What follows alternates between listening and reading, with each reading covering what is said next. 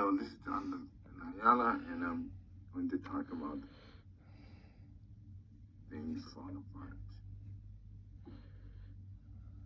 This story is a fascinating tale about what happens when traditionalists, or the concept of traditionalism, refuses to change one bit. It is society by this character named Hongo, and the society was a society of masculinity whereas men must be strong and fight for his lions and so no other emotion. And they were also a society of traditions. Some traditions were good, like the tradition of not speaking ill of neighbors for a week, and some traditions were bad, like having to obey the command to kill a father's kid just because the father killed the wife of an Eumopian man. Eumopian man. Ethiopia was built for the change. And the rival Christians to the village gave Ethiopia a change twice. Both of these changes affected Ethiopia so much that it was unrecognizable to Ofonku, the main character of this story. By the time that he came back, and it was his obsessive fondness of tradition that doomed him. Ethiopia was going to change. No matter what Ofonku would say or do, Ethiopia was due for a change. What also doomed Ofonku was the fact that he knew but never accepted that what is considered good tradition for Ethiopia would be considered bad tradition for the rest of the world, and vice versa. And therefore, Ofonku wasn't unwilling to change for the good of the Ethiopia he loved. Let's start with the character of Ofonku himself. Ofonku may be the protagonist, but in any other book, he would be the antagonist. It's not merely because he is traditionalism, though it plays a part. He beats his wives, participates in the murder of a kid who respected him just so that he wouldn't be seen as weak.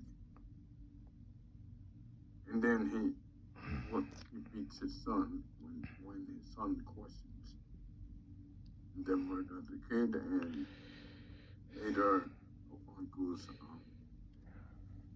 opposition to Christianity. The irony of the murder of the kid is that by participating in that murder, he becomes a person that follows orders without having any competence in his reasoning or motivations.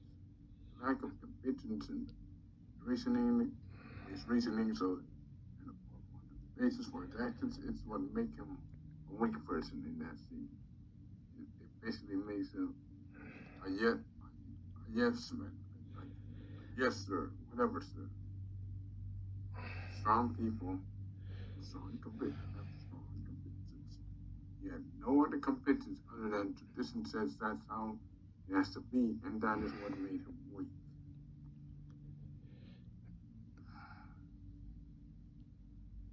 He then has an opportunity to speak to the Christians, and the Christians in that book are also morally great, but more on that later.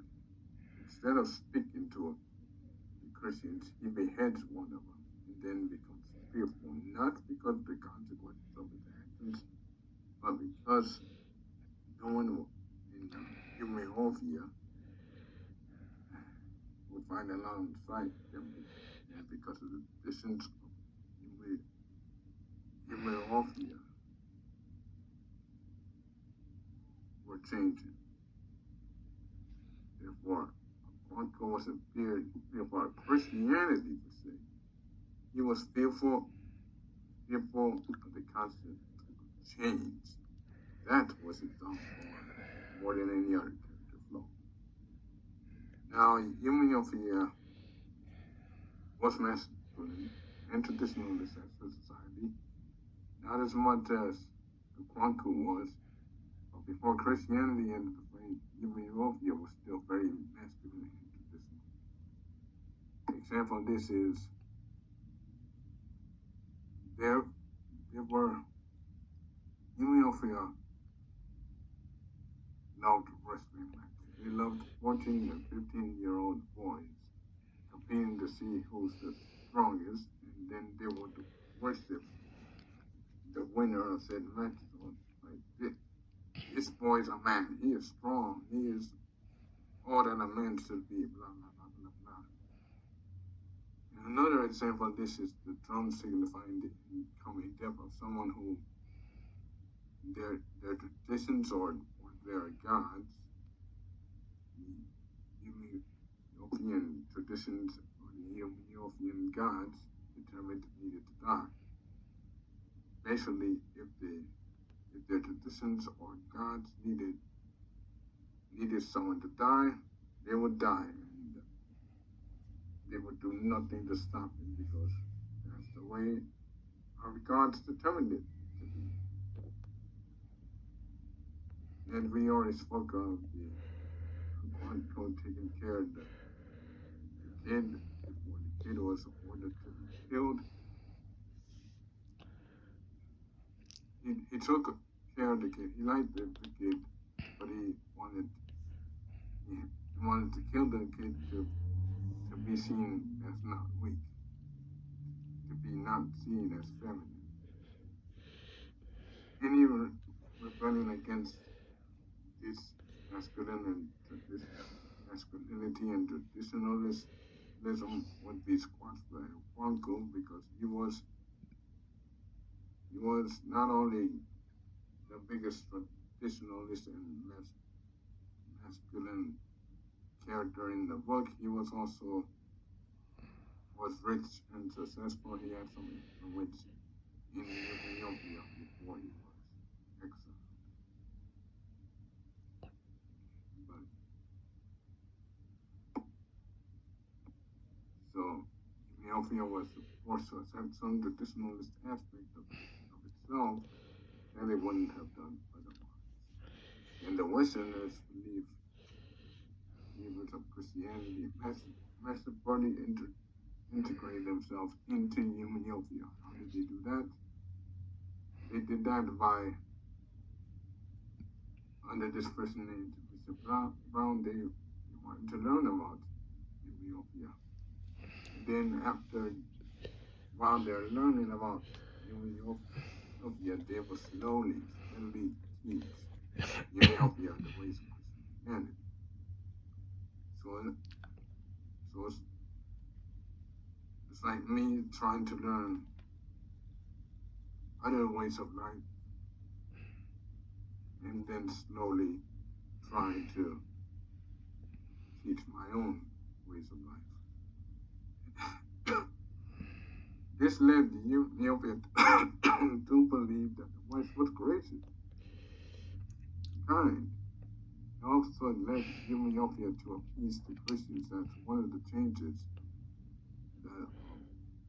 that Ethiopia had because of the Christians, because the Christians appeared to be kind under Mr. Brown. So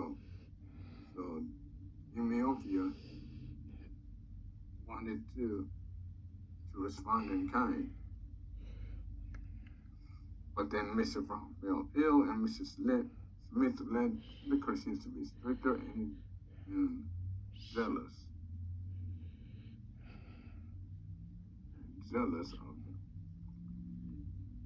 And this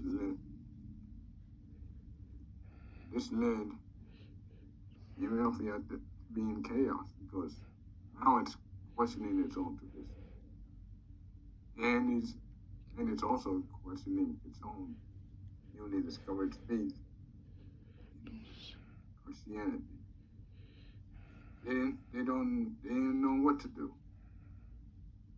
Their traditionalism and masculinity meant for their need for Christianity in the first place, but then their faith in Christianity led them to be portrayed. Before I conclude this, I will say that this